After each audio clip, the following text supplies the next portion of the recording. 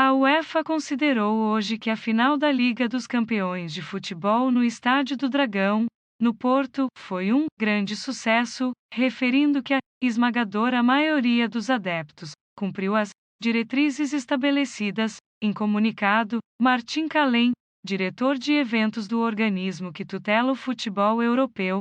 agradeceu ao governo português e às autoridades pelo seu papel na realização da final.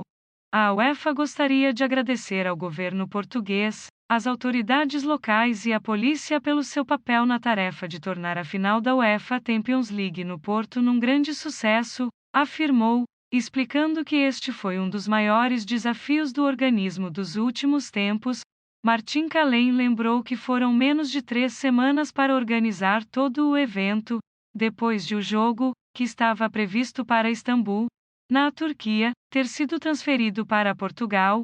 O organismo da cúpula do futebol na Europa acrescentou ainda que a esmagadora maioria dos adeptos cumpriu as regras definidas, quer pela UEFA, quer pelas autoridades, viajaram em voos charter, permaneceram em pontos de encontro de adeptos, foram ao estádio e regressaram ao aeroporto para regressarem a casa logo a seguir. Todos os adeptos tiveram de apresentar um teste PCR negativo para viajar e entrar em qualquer área monitorizada pela UEFA na cidade do Porto. Salienta, no documento, a UEFA frisa que a organização da final é um exemplo que demonstra que os adeptos podem regressar aos estádios de futebol. A UEFA considera que a organização do evento foi tão profissional de todas as partes que incentiva e mostra claramente que o regresso dos adeptos aos estádios em todos os países europeus é uma realidade exequível e justa para os clubes, associações de futebol e adeptos,